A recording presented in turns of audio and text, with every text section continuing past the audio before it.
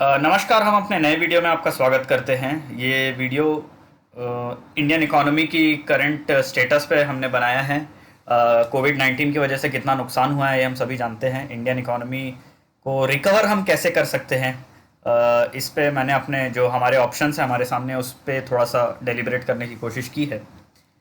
तो चलिए, status of Indian economy मैंने एनडीटीवी पर रवीश कुमार जी जो हैं, प्रख्यात रिपोर्टर हैं, उन्होंने एक बायोस्कोप ऑफ इंडियन इकोनॉमी का एक एपिसोड बनाया था जिसमें उन्होंने हमारे इंडियन इकोनॉमी का करंट स्टेटस बताया था कि जैसे कॉन्ट्रैक्ट वर्कर्स को रिट्रेंच किया जा रहा है और रेगुलर एम्प्लॉयज़ को वीआरएस देने की स्कीम्स लाई जा रही हैं, जॉब वैकेंसीज जो हैं वो खोली नहीं जा रही हैं, पब्लिक सेक्टर अंडरटेकिंग जैसे एलआईसी का आईपीओ आ रहा है, एचएएल, भारत पेट्रोलियम, इनका डिसइन्वेस्टमेंट हो रहा है, और पब्लिक सेक्टर बैंक्स का तो प्राइवेटाइजेशन हो रहा है, एयरपोर्ट्स का भी। बैड डेट्स हैं, उनका लोन रीस्ट्रक्चरिंग की बात हो रही है, इस पर हम थोड़ा आगे चर्चा और करेंगे आने वाले स्लाइड्स में। पब्लिक डेट बढ़ रहा है और फ्यूल कॉस्ट तो बहुत, यानी पेट्रोल का रेट बहुत ज़्यादा बढ़ गया है। इंडिया में सबसे ज़्यादा 69% टैक्स लगता है। तो ये सब हमें वही बाइस्कोप ऑफ इंडियन इकोनॉमी से हुआ देखा मैंने, तो मुझे ऐसा लगा कि इस पे एक प्रत्युत्तर बनाया जाए जिसमें हम दूसरे ऑप्शंस भी एक्सप्लोर कर सकें। पर पहले हम वो ऑप्शंस एक्सप्लोर करेंगे जो एनडीटीवी ने ही सजेस्ट किया, और भी कुछ लोग हैं जिन जो उसी विचारधारा का समर्थन। इनका सॉल्यूशन था हायर पब्लिक स्पेंडिंग। अगर आप वो एपिसोड देखेंगे तो उसमें ऑनंदो जी ने ये सजेशन दिया कि पब्लिक स्पेंडिंग बढ़ाइए, क्योंकि डिमांड बहुत लो है तो प्राइवेट एंटिटीज़ इन्वेस्ट नहीं करेंगी। तो बिल्कुल ये गवर्नमेंट का प्राइमरी जॉब हो जाता है कि आप पैसा खर्च करिए और आप डिमांड बढ़ाइए, जिसकी वजह से इकोनॉमी रिवाइव हो सके। डिमांड बढ़ेगा तो मतलब कंपनीज अपना प्रोडक्शन बढ़ाएंगी तो एम्प्लॉयमेंट बढ़ेगा, और ये साइकिल बढ़ता चला जाएगा। इसमें इन्होंने एक सजेशन ये भी दिया कि गवर्नमेंट कॉन्ट्रैक्ट्स अगर आप दे रहे हैं इंफ्रास्ट्रक्चर या ये सब पे, तो उनको दीजिए जो सबसे ज़्यादा जॉब्स क्रिएट करें, मैक्सिमम एम्प्लॉयबिलिटी के हिसाब से गवर्नमेंट कॉन्ट्रैक्ट्स ऐड करिए। और गवर्नमेंट जॉब्स जितने भी हैं उनको जल्दी से जल्दी भरिए, उनको खाली मत रखिए। नोटिफिकेशन निकालिए, एग्जाम लीजिए, जो भी करिए उसको जल्दी से जल्दी भरिए। और कुछ ऑप्शंस थे जैसे डायरेक्ट बेनिफिट्स ट्रांसफर और मनरेगा जैसे स्कीम्स। इसमें डॉक्टर रघुराम राजन ने भी वही कहा है कि आपके पास जो है अभी उसमें झोंक दीजिए, आपको अभी जिंदा रखना है।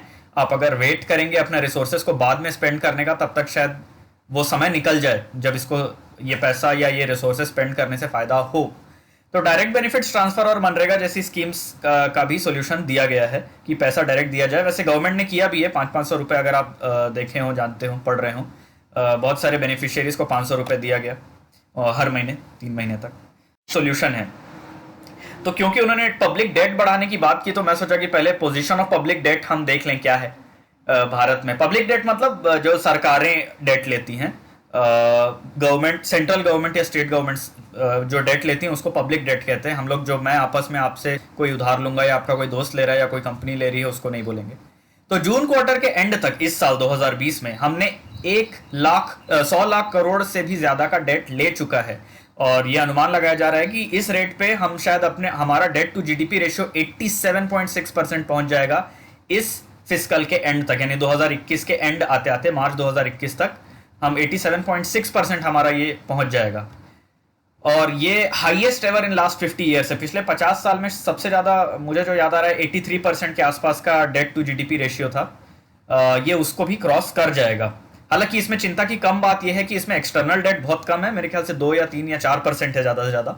उससे ज़्यादा एक्सटर्नल डेट यानी बाहर से, देश के बाहर से हमने जो कर्ज लिया है वो कम है, और देश के अंदर का जो इंटरनल डेट है वो 87.6% पहुंचने का अनुमान लगाया जा रहा है। तो एक्सटर्नल डेट कम है तो चिंता फिर भी उतनी नहीं है। फिस्कल डेफिसिट जो सरकार का टारगेट होता है कि हमें खर्च कितना करना है, वो 2021 का जुलाई में ही पूरा हो चुका है। और सेंट्रल गवर्नमेंट जीएसटी कॉम्पेंसेशन नहीं दे रही है स्टेट गवर्नमेंट्स को। अभी आज मैं 26 तारीख को ये रिकॉर्ड कर रहा हूँ, 26 सितंबर 2020 को, तो सीएजी की रिपोर्ट भी आई है कि जो पैसा इन्हें देना था कॉम्पेंसेशन के तौर पे, जीएसटी कॉम्पेंसेशन के तौर पे स्टेट्स को देना था, वो डाइवर्ट कर दिया गया है। तो हालत तो अच्छी नहीं है। मुझे नहीं पता कि जो एक्सपर्ट्स आपके कह रहे हैं कि आप उधार लीजिए, पब्लिक डेट लीजिए, आई मीन डेट बढ़ाइए और उसको स्पेंड करके नौकरियां क्रिएट करिए, मुझे नहीं पता वो कितना, किस हद तक पॉसिबल है, या उसका हमारे पास स्पेस कितना है। क्योंकि ये तो जो हालत दिख रही है उस हिसाब से हम बहुत ज़्यादा डेट तो ले नहीं पाएंगे। हालांकि 88, 87, 80%, 90% इस तरह का डेट इतना भी बुरा नहीं है, बहुत सारे कंट्रीज का इस डेट इससे बहुत ज़्यादा भी होता है, और जो परिस्थिति है उसके हिसाब से डेट थोड़ा ज़्यादा अभी हो जाए तो फिर हम एक्सेप्ट कर भी सकते हैं। सवाल इसके बाद ये आता है कि how shall we repay the suggested debt. तो एक्सपर्ट्स ने ये कहा है कि हम बोरो कर रहे हैं अपनी नीड्स के हिसाब से अभी, तो डिमांड बढ़ाने के लिए हम बोरो कर रहे हैं, ठीक है, to bring the economy back on track. हम बाद में ये डेट कैसे पे करेंगे? टैक्सेस बढ़ा दीजिए, अपनी स्पेंडिंग कट करिए, एक लेजिस्लेटिव फ्रेमवर्क तैयार करिए। आप में से जो लोग ये FRBM एक्ट 2003 जानते हैं वो ये जानते होंगे कि ये एक्ट इसलिए लाया गया था कि सरकार जो है अपनी स्पेंडिंग को कम करे और उसका एक लेजिस्लेटिव मतलब लॉ के फॉर्म में आ जाए, कि वो कानून हो जाए। वो आपके ऊपर नहीं है कि हमें करना है या नहीं करना है, वो एक कानून है और आपको उसको अध्ययन करना ही पड़ेगा। तो सजेशन यही है कि अभी तो आप उधार ले लीजिए क्योंकि अभी वक्त की मांग यही है, बाद में उसे पे करने के लिए आप टैक्स बढ़ाइए और अपनी स्पेंडिंग वगैरह कट करिए और एक लेजिस्लेटिव फ्रेमवर्क बनाइए जिससे कि हम उसको रिस्पॉन्सिबल वे में वापस पे बैक कर सकें। लेकिन आप में से जो लोग जानते हैं वो ये भी जानते होंगे कि 2008 के रिसेशन के बाद FRBM एक्ट के जो प्रोविजंस हैं उनको सिर्फ पुश किया जा रहा है, वो मीट नहीं हो रहा है। तो फिर ऐसा लॉ बनाने का भी क्या फ़ायदा जो हम अपने विल पे फॉलो ना करें। How helpful is it to will it be to raise debt. अब उसका हम एनालिसिस थोड़ा करते हैं कि वो जो डेट उठाने की बात कर रहे हैं और उसका जो यूज़ करने की बात कर रहे हैं उससे क्या होगा और उसका क्या असर हो सकता है। तो start infrastructure projects to create jobs उन्होंने कहा है। अब देखिए, इंफ्रास्ट्रक्चर प्रोजेक्ट्स में मजदूर अच्छी मात्रा में लगते हैं, लेकिन ये ज़्यादातर ब्लू कॉलर जॉब्स होते हैं, उनकी सैलरी बहुत ज़्यादा होगी नहीं। ऑफ कोर्स मतलब अच्छे जॉब्स भी आएंगे उसमें, ऐसा तो है नहीं कि सारा काम लेबर्स ही करेंगे, उनके सुपरवाइजर्स रहते हैं, इंजीनियर्स रहते हैं, मैनेजर्स रहते हैं, जो भी रहते हैं। बट फिर भी आप रेशियो अगर देखेंगे, रेशियो के हिसाब से ज़्यादातर जॉब्स जो हैं वो लोअर स्ट्रेटा को जाएंगे, इकोनॉमिकली लोअर स्ट्रेटा मैं बोल रहा हूँ, मैं पॉलिटिकली इनकरेक्ट नहीं होना चाहता, लेकिन प्लीज़। तो लोअर इकोनॉमिक स्ट्रेटा को वो जॉब्स जाएंगे और वो जो उनकी सैलरी वगैरह रहेगी वो लिमिटेड रहेगी। और send them directly in cash to aforementioned lower strata. हाँ, वो जो मैंने आपको बताया कि 500 रुपये दे रहे थे, इस तरह की जो स्कीम्स हैं कि डायरेक्ट कैश ट्रांसफ़र उनके खाते में किया जाए। 2019 के इलेक्शंस में राहुल गांधी, इनफैक्ट पूरी कांग्रेस पार्टी का ये एक स्लोगन भी था, गरीबी हटाओ, गरीबी पर वार 72,000, ऐसा मतलब वो लोगों का प्लान था कि पूरा जो आपको बेनिफिट दिया जाना है वो डायरेक्ट उनके अकाउंट में क्रेडिट कर दिया जाए 6,000 पर मंथ, यानी 72,000 के हिसाब से। तो डायरेक्ट बेनिफिट ट्रांसफर का ये है, पर how much will it help the economy, will it revive the economy as is being claimed. देखिए, ज्यादातर जब लोअर क्लास को, लोअर इकोनॉमिक स्ट्रेटा के लोगों को पैसा मिलता है तो वो लोग कोई बहुत जबरदस्त इकोनॉमिक रिवाइवल इसलिए नहीं कर पाते क्योंकि उनकी स्पेंडिंग एक तो लिमिटेड होती है, बहुत ज्यादा स्पेंड कर ही नहीं सकते क्योंकि बहुत ज्यादा सैलरी नहीं होती, इनकम ही नहीं होती है। दूसरा, उनका जो स्पेंडिंग रहता है वो हमेशा अलग तरह की डिमांड पुश करता है। मतलब आप देखेंगे कि मतलब जैसे दारू वगैरह में उनका पैसा ज़्यादा जा रहा है, तो आप ये एक्सपेक्ट नहीं कर सकते कि इतना बड़ा जो मार्केट है हमारा उसको वो लोअर इकोनॉमिक स्ट्रेटा ही अपने इनकम से पुल कर लेगा, डिमांड से। आपको असल में चाहिए मिडिल क्लास, क्योंकि मिडिल क्लास के ऊपर बहुत ज़्यादा प्रेशर इसलिए आ जाएगा क्योंकि आप वो डेट चुकाएंगे कैसे। आपको जो लोअर स्ट्रेटा को आप पैसा देंगे वो आपके फॉर्म में, आपके पास टैक्स के फॉर्म में वापस तो नहीं आएगा। उनकी स्पेंडिंग भी इतनी नहीं है कि इकोनॉमी वापस रिवाइव करेगी। इंडस्ट्रीज जो हैं, रिटेलर्स हैं या मैन्युफैक्चरर्स हैं या सर्विस प्रोवाइडर्स हैं, वो लोग बहुत ज़्यादा बढ़ पाएँ इसकी भी संभावना कम है, because they simply do not have that much money to spend. उनका डिस्पोजेबल इनकम ही काफ़ी कम होता है। तो आप पैसा कैसे लाएंगे? रेजिंग टैक्स, आप टैक्स बढ़ा के लाएंगे और आप मिडिल क्लास को के ऊपर प्रेशर बढ़ाएंगे। तो वही ये जो promises of the left and centre to left policies हैं, इनका हिसाब किताब कुछ ऐसा ही रहता है कि भाई मतलब बातें सुन के बहुत अच्छी लगती हैं कि हाँ हम इसका उत्थान करेंगे, उसका उत्थान करेंगे, इकोनॉमी रिवाइव होगी, ऐसा होगा वैसा होगा, पर ऐसा हो नहीं पाता। वो अल्टीमेटली जो डिलीजेंटली टैक्स दे रहे हैं मिडिल क्लास वाले जो होते हैं उनके ऊपर ही प्रेशर ज़्यादा होता है। पैसा उन पे खर्च नहीं कर रही है सरकार, लेकिन पैसा वसूल उनसे ही कर रही है। तो that sounds a bit harsh and unfair. अब मेरा टेक इसमें क्या है, देखिए मैं एग्जांपल की बात करता हूँ। मैं इतना बड़ा इकोनॉमिस्ट नहीं हूँ कि मैं बहुत सारी नंबर क्रंचिंग और एनालिसिस कर सकूँ। तो हिस्ट्री से अगर हम इतिहास से अगर हम यहाँ पे सबक लेना चाहें तो जो 1991 के स्ट्रक्चरल रिफॉर्म्स थे, फॉरेन और प्राइवेट प्लेयर्स, देसी प्राइवेट प्लेयर्स भी, उन्होंने यहाँ पे पैसा लगाया, इन्वेस्ट किया, तो यहाँ काफ़ी बड़ा ट्रांसफॉर्मेशन आया। क्यों? Particularly because there was emergence of the middle class.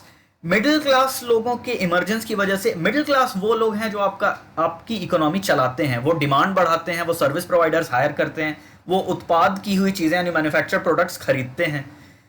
तो ये मिडिल क्लास वो लोग होते हैं who consume goods and services and the people who पे टैक्सेस। जो आपके टैक्स पेयर्स हैं, अगर आप उनका ध्यान रखेंगे तो वो आपको वापस टैक्स देंगे। उनका अगर बेस बढ़ेगा तो बल्कि टैक्स रेट शायद कम भी होगा। इस पे हम आगे बात करेंगे टैक्स रिफॉर्म्स के बारे में।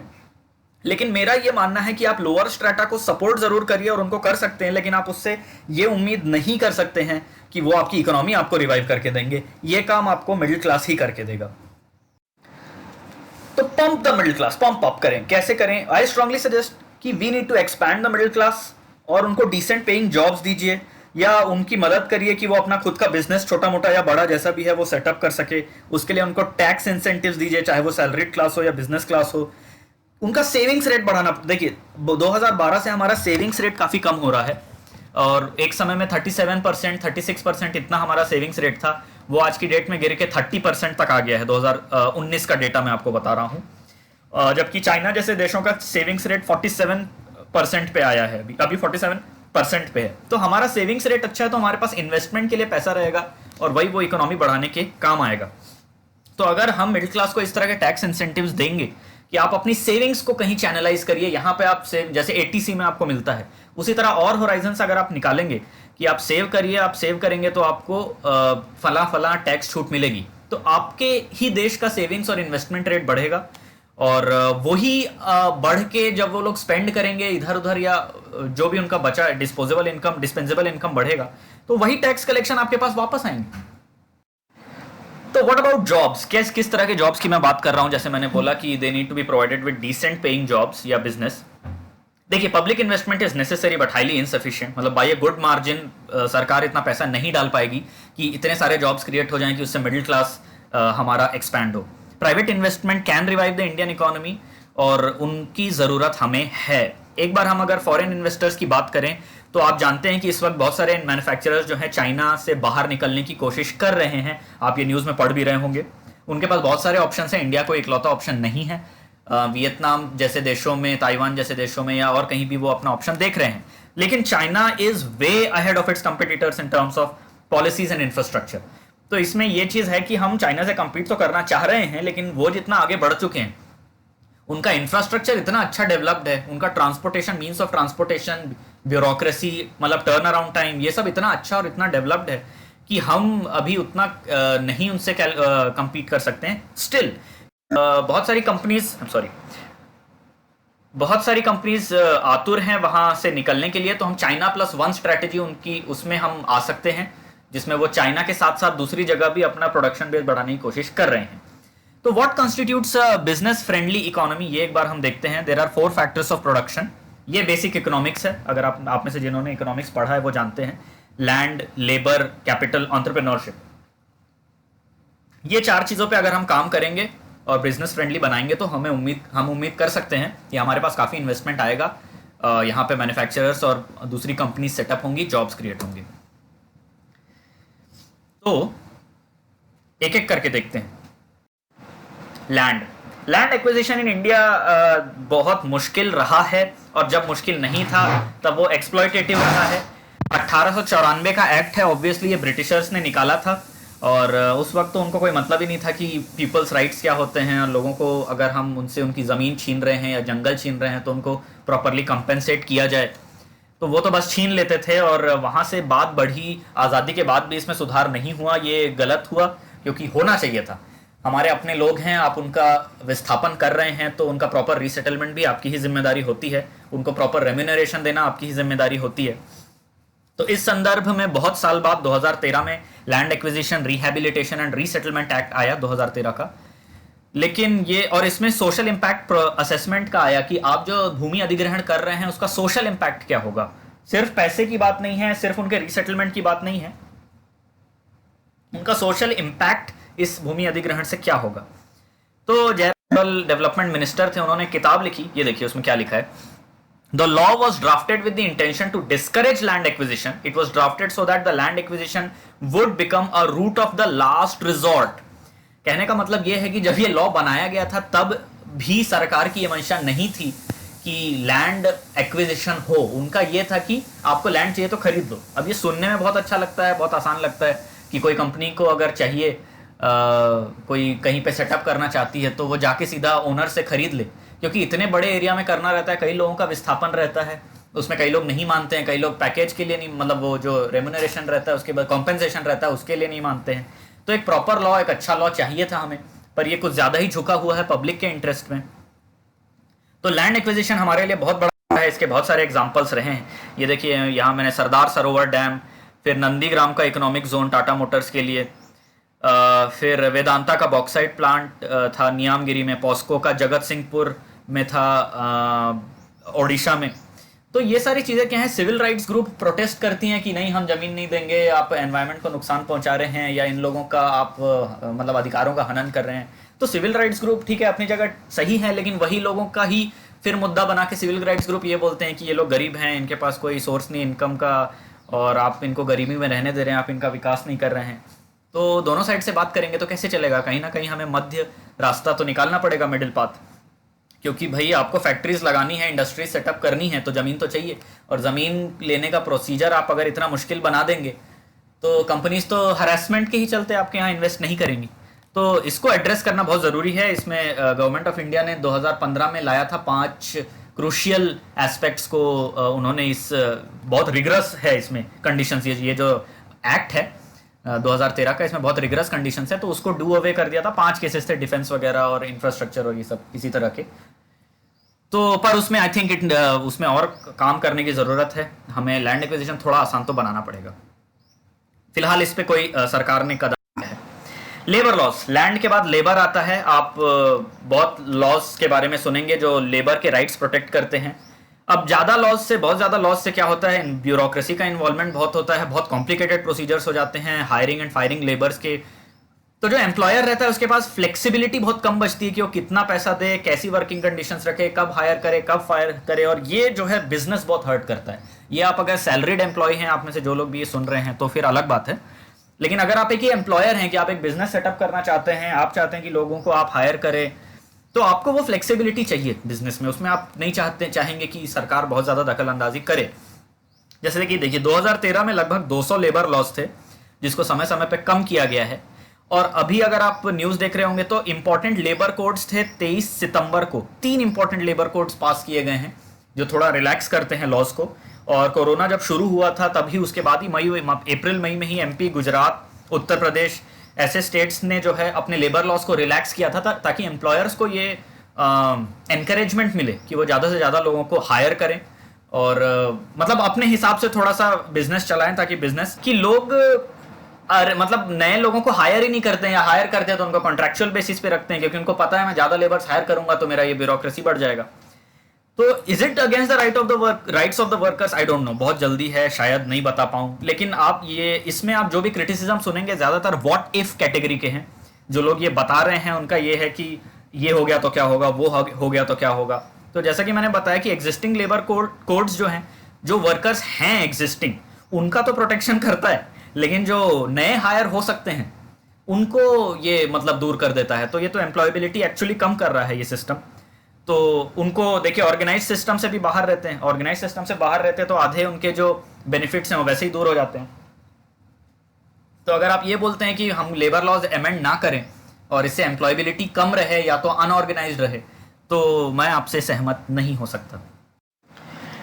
तीसरी चीज आती है कैपिटल। लैंड हो गया, लेबर हो गया, अब कैपिटल है। कैपिटल तो डोमेस्टिक या फॉरेन सोर्सेज कहीं से भी आ सकता है।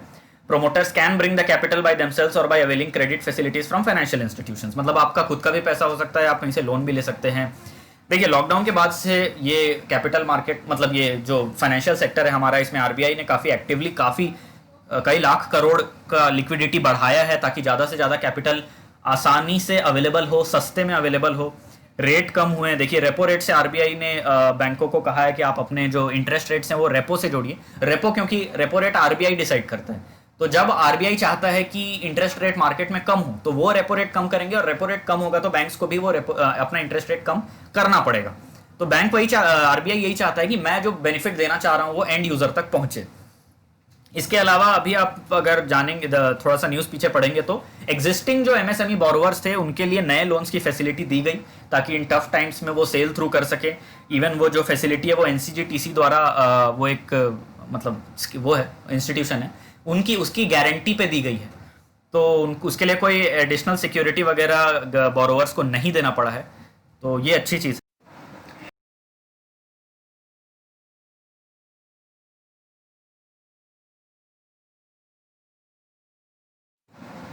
एंटरप्रेन्योरशिप आखिरी फैक्टर है इसका। India has a huge pool of talent but we are too scared to think beyond a safe job and safe salary. I am not an exception, मैं भी एक सैलरीड व्यक्ति हूँ, लेकिन हमारा जो बचपन से ये माइंडसेट रहता है कि हमको एक सैलरी अच्छी सी ले लेनी है और इसके अलावा हमें मतलब हम बिजनेस करने से जो डरते हैं वो माइंडसेट फाइट करने की ज़रूरत है। इसको हम एजुकेशनल इंस्टीट्यूशंस में फाइट करने की ज़रूरत है, सोशल इंस्टीट्यूशंस में फाइट करने की ज़रूरत है, इंटरनेट पे फाइट करने की ज़रूरत है, हर जगह फाइट करने की ज़रूरत है। क्योंकि अगर हम इतने बड़े देश हैं यार, इतना डिमांड हमारे अपने देश में है, हमको दूसरों पे डिपेंड करने की ज़रूरत नहीं है। तो आप देखेंगे कि स्टार्टअप कल्चर ने हेल्प तो किया है, लेकिन हम गवर्नमेंट को इसमें थोड़ा और मेजर स्टेप लेना पड़ेगा। अगर कॉलेज स्टूडेंट्स को टारगेट किया जाता है, उनको आप बता सकते हैं कि अपॉर्चुनिटीज़ क्या हैं, आगे क्या रोड मैप वो फॉलो करेंगे तो एक बिजनेस पर्सन बन सकते हैं, सेल्फ एम्प्लॉयड हो सकते हैं। तो मुझे ऐसा लगता है अगर हम लोग खुद जॉब क्रिएट करने की कोशिश करें बजाय जॉब सीख करने की, तो फिर हमारे काफ़ी हद तक प्रॉब्लम ये सॉल्व। कंक्लूजन में मैं यही कहना चाहूँगा, काफ़ी लंबा वीडियो हो गया, मेरा इरादा इतना लंबा वीडियो करने का नहीं था, बट कंक्लूजन में मैं यही कहना चाहूँगा कि पुअर्स की हेल्प करना बहुत ज़रूरी है, लेकिन इससे इकोनॉमी रिवाइव नहीं होगी। तो मैं एनडीटीवी और बाकी लोग जो उस विचारधारा से सहमत हैं, मैं उनसे सहमत नहीं हूँ। मुझे ऐसा लगता है कि मिडिल क्लास का बेहतर रोल है, मिडिल क्लास से हमें ज़्यादा उम्मीद रखनी चाहिए और उनको उनकी मदद करना ज़्यादा ज़रूरी है। पब्लिक इन्वेस्टमेंट तो नाकाफ़ी है, तो इसमें हमें प्राइवेट इन्वेस्टर्स चाहिए ही, और प्राइवेट इन्वेस्टर्स अगर आपको चाहिए, चाहे वो फॉरेन हो या डोमेस्टिक हो, तो उनको आपको उस तरह का माहौल देना पड़ेगा। आपको लैंड, लेबर, कैपिटल और एंटरप्रेन्योरशिप, ये चारों सेक्टर्स में ऐसे रिफॉर्म्स लाने होंगे कि वो खुद ब खुद यहाँ पे चले। बहुत ज़्यादा लॉस से क्या, ये थोड़ा सा मैंने कोशिश की थी न्यूज़पेपर कटिंग्स जैसा दिखाने की, पर ऐसा हो नहीं पाया। ये वो है कि देखिए, अलग अलग न्यूज़ में आप देखेंगे कि गवर्नमेंट ट्राई कर रही है कि थोड़ा इंडस्ट्रियल ग्रोथ हो, ईज ऑफ डूइंग बिजनेस हो। चाइना से कोई उठ के आ रहा है तो वो हमारे पास आ रहा है, तो आए, उसे कोई तकलीफ ना हो, जो भी है। तो may be things will get good, उम्मीद करते हैं। मेरे हिसाब से ये तरीका ज़्यादा अच्छा है और इससे हमें बेहतर परिणाम मिलेंगे। ये मौका अच्छा है क्योंकि नॉर्मल टाइम्स में हम ये सब बोलते हैं तो कोई मानता ही नहीं है। आज की डेट में आपके पास ये अपॉर्चुनिटी है कि हम जो करना चाहें कर सकें। सरकार एब्सोल्यूट मेजॉरिटी में है, तो मुझे ऐसा लगता है कि उन्हें ये कदम ज़रूर उठाने चाहिए। थैंक यू वेरी मच ये सब सुनने के लिए, और आपके जो भी कमेंट्स हैं, क्वेश्चंस हैं, वो ज़रूर हमें बताइए। जय हिंद, जय